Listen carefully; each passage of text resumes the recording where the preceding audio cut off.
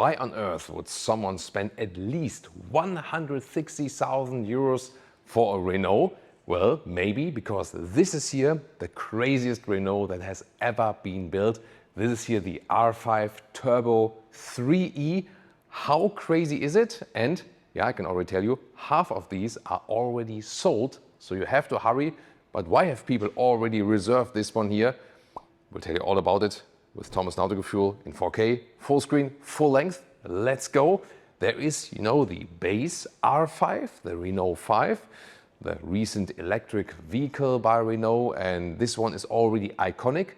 Now they're setting something on top, limited to 1,980 pieces, because in 1980 the first Renault 5 Turbo came out, of course at that point with the combustion engine, and this is then the third generation. That's why it says 3E, third generation, and now it's also electric with 555 horsepower. This will be a crazy vehicle. We'll soon go to all the figures and so on, but you can already see in the front here with this super aggressive rally racing design, daytime running light here, main headlamp unit then is split in the top part, and it couldn't be more aggressive indeed. And yeah, this is here like the first concept stage, but it will be a really built car. They will build it for the customers. And as I said, 1,980 pieces, and half of them are already sold by the time of the shooting. So you gotta hurry if you want to have one. I can already activate here the indicators here, by the way, with my special device, right or left. Yeah, it's a little bit tricky when Leah wants to check out one indicator and then I switch to the other one. Sorry about that. There we go again. Yeah. So pretty cool with this 3 split indicators there, and you can already see this like a, you know, will be like a somewhat mimicking also combustion engine design here with air outtakes and so on. We'll see later if it will be really functional or not. And you can already see at the side profile it begins to be even more dramatic here. 20-inch wheels here on that vehicle, also lovely details here, for example, remove before track. And they look somewhat aerodynamic, you know, in a way. But of course, aerodynamics is not the main thing for this vehicle, at least not as for efficiency. It's more aerodynamics to create more downforce. The length here is 4 meters and 8 or 161 inches. That's a little bit longer than the standard R5. It's also flatter and of course wider. You obviously have seen it already in the front. It is not the same platform because this one is really different. It's a full carbon fiber chassis, and it also has rear-wheel drive, whereas the normal R5 or also the R4 has front-wheel drive. This one here, rear-wheel drive, and 2 electric motors, and these are hub motors. So the motor is directly in the wheel. Actually, we do have a nice showcase here we can switch to. So there you can see how the motor sits in the wheel. And this has a specific reason. And you might say, wait a minute, this is unsprung mass. And as for racing thoughts and so on, this is usually a bad thing. So you rather want to have it that it's, you know, like above the suspension. However, this one has the advantage that you save space. You directly have the motor in the wheel, and then you don't need anything else there. So we'll see how it drives when we have the chance to. But the advantage is also that this can be a technology carrier, and for example for future vehicles where you maybe have these hub wheels in the front, then you have a massive front which is like all the way to the bottom. So this is rather a technology where normal vehicles can profit from, you know. So this is here really serving 2 reasons. First of all, really for car enthusiasts who wants to have like a great performance small vehicle with incredible driving performance. And of course you need the money for that, because 160,000 euros is the entry price. So they start with 155 for the first few orders, then to 160, and this is the base price because you can individualize the car. You can have any color you want on the exterior, like this, but you can also say you want Thomas Blue exterior, you know, or you know, Leah can come with her handbag and say, I want this color of my handbag on the vehicle. That would be possible. And also on the interior, I'll soon give you a sneak peek of the interior. You can also pick anything in colors you want. There's the indicator and rear. So the lights are basically taken over from the R5, more or less. Other than that, it's completely standalone. And as I said, also the platform is standalone. And with these 2 electric motors, 1 per wheel, you get 3.5 seconds, under 3.5 seconds in the acceleration. Top speed is at 270 kilometers an hour or 167 miles per hour. So these are great performance figures. And I mean, considering the size of the vehicle, it will be super agile, gives you this true rally racing feeling. And although it is electric, it's only at 1,450 kilograms of weight. And this is really low in the weight, considering this has a 70 kilowatt hour battery, which is super large for this small car, of course way smaller in the normal R5.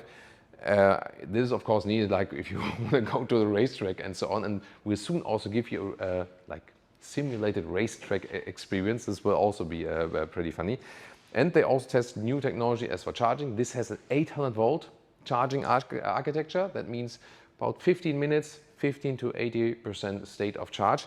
So again, this double use case. First of all, like this enthusiast, unique vehicle they are really going to sell. And then again, as a technology carrier, looking to the future to see what can be tested here, what can be used here, and then implemented in normal day-to-day electric vehicles at Renault.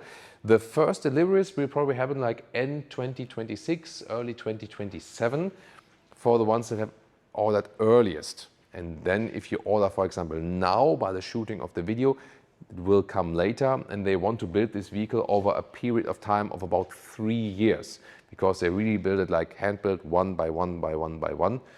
Yeah, extremely spectacular, but as I said, it does make sense for them, first of all, to have this halo car, and people obviously love it.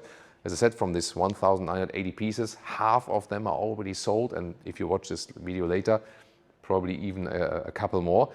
And then, of course, again, this technology carrier idea, testing out things, how do they work, and also, you know, doing something which then comes into the series production vehicles later on. Yeah, so I mean, I really love it from design. I was also growing up with rally racing, Colin McRae and so on. So yeah, God bless him. I was really devastating when he died. But always, of course, when I see some rally cars, thinking of Colin McRae drifting the hell out of his Subarus. Yeah, so I really love the design, and rally racing is something really, really special. And just to mention, this will be street legal. That's the thing. It's not only like used for racing and so on, it's a street legal vehicle. And I mean, yes, it's more performance, but considering we have this way larger battery, it will of course also have a higher range than the normal R5, at least when you like gently push it. You see also how flat it is, you know, like because I appear like a giant basically next to it. That's also pretty funny. Here at the moment, everything is dark here. We cannot open the doors. We cannot open the trunk because this is more like an exterior model here so far.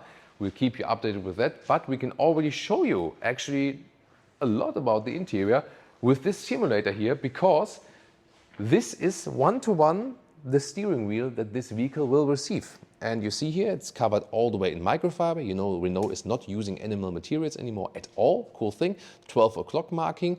And yeah, it really feels pretty cool. This simulator also has real feedback, by the way. Then here the real buttons for the cruise control, for example. Then special is here, this button. They will be able to change the recuperation modes, then the driving modes on the right side. And this will be here an overboost button. You maybe know it from the Alpine or something like that. And then for about like 10 seconds or something, or under 10 seconds, you will have like an extra overboost. And here in the simulator, we can also see normal instrument entertainment like we know in the R5. This is also somewhat how it will look like. This is in the pit of the Vallelunga racetrack. We will also soon take a spin for that. I've driven myself on the Vallelunga racetrack, I think with the Audi R8 and Audi R3 I've been driving there, and also I think some Mercedes as well. We have to scroll through our videos. And here also the seat will also come like this. So a bucket race seat. And then we also have here microfiber pads as the insert. And there again, the possible individualization. You could have any color you desire, you can imagine. And it would even be possible, just even you pay for it, that you have a different color for each seating pad. That would be possible. And how will it work? They will not have like an official configurator of this vehicle or something, but they will actually call you like a personal assistant and say like, how do you want to have your car? Which color do you want? Would you want to send me an RAL or RGB code? Then we make this color for you. How do you want your interior to have, and so on? Then the individualization will take place, and then the assistant also will tell you like, this is your final price. You know, that's very interesting. By the way, about the 800 volt charging, 15 to 80% in about 15 minutes is like a 350 kilowatt peak.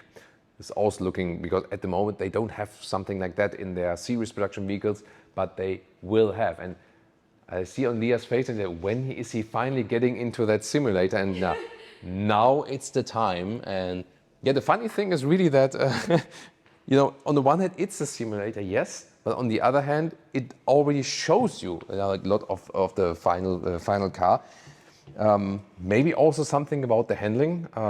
Yeah, that's actually, I mean, bucket seats are not always comfortable, but the seat pads are actually pretty cool. It, you know, encloses you pretty much, so it's really holding you tight.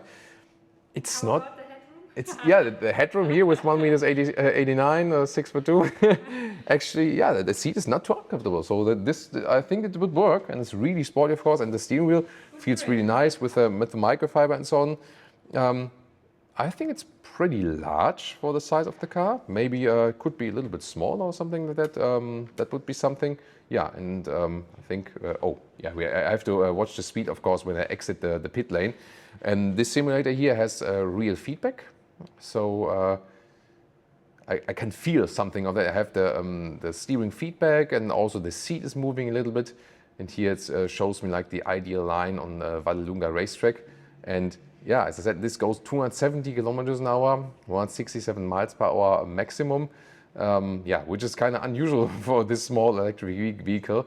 And you can already see in like how it accelerates. This is supposed to be yeah, quite realistic. And yeah, here also good feedback here from the steering wheel. Open it up a little bit, and yeah, this is a lot of fun. It's a pretty good simulator actually. They're also taking the high score here, so I have to watch that I do it very well. Now full throttle, there you can see the acceleration, 200 kilometers an hour, there we go. And now I have to be really hard on the brakes. You see also, woo, I actually feel like like an ABS working in the brakes. This will receive ESP, like electronic stability program, because it's also street legal, but you'll also be able to turn that off, of course. Yeah, and yeah, I mean, like from the first driving experience here, feels really cool, very sporty, and yeah, you feel that it's like this small agile car, pretty cool here on the racing. And to me, it's a very special thing because I've driven this racer with a couple of real cars, and it's actually quite accurate. That's a pretty cool thing. And now you maybe wonder like, wait a minute, it has rear-wheel drive, 2 electric motors at the rear. So when I like finish with being serious here, when you have so much power at the rear wheels and you can turn off the ESC, what can you do? Like when you see here, this is easily done. Whew. Because so much power at the rear wheels. Oh, that wasn't good on the racetrack. But yeah, I just want to showcase you that you can really spin the car around. There will be a drift mode available, and you just hit the throttle once and then you can spin the car around. And this is kind of realistic that you can do it also on the dry racetrack. And there's another possibility. Yes, this is it, a real handbrake. And then you can also do like fun things like this, you know, and spin it around with the handbrake, for example, you know. And if you want to turn it around once again, just turn the steering wheel around and you're straight again. See, and you'll be able to do. I have to get used to like using both feet here, of course, in the simulator. And you'll be able to do that with the real car. And yeah, I hope we can show you like a real driving impression of the car very soon. But you'll be able to play around with that pretty much, both with the 2 electric motors and of course with the handbrake. This will be a lot of fun, definitely. So yeah, I'm really looking forward to your feedback here. What do you think here about the 3E Turbo? Yeah, definitely incredible car.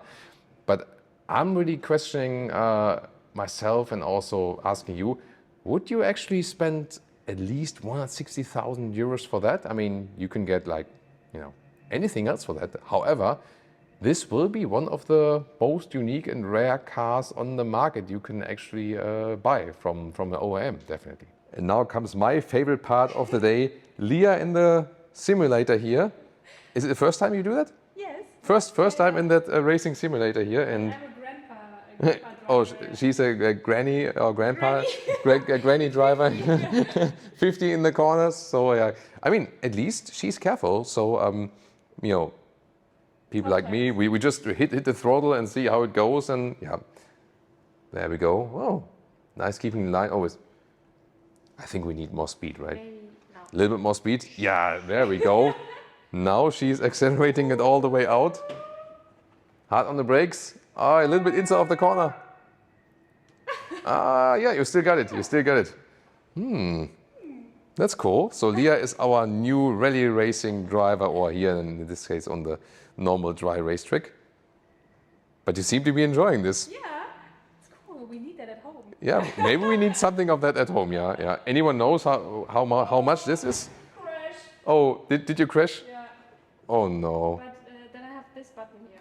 Whoop. Yeah, reset button in here, where the usually recuperation will be in the car, and that's it. That's not possible in real life, so always think about that. Tell me, what do you think about the R5 Turbo 3E?